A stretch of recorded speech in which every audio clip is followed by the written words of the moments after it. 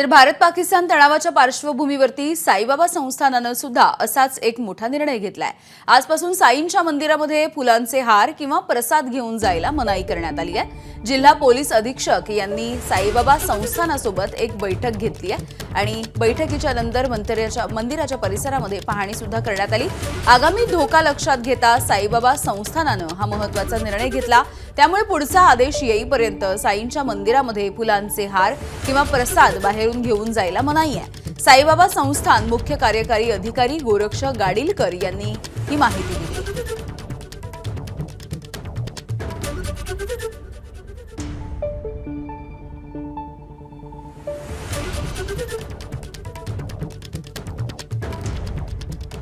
तर भारत पाकिस्तान तणावाच्या पार्श्वभूमीवरती मंदिर प्रशासनाच्या संदर्भातले हे निर्णय आपण बघतोय। एकीकडे सिद्धिविनायकाच्या मंदिरामध्ये जाण्यासाठी सुद्धा जो निर्णय घेण्यात आलाय तोच निर्णय साईबाबांच्या चरणी जाणाऱ्यांसाठी घेण्यात आलेला आहे।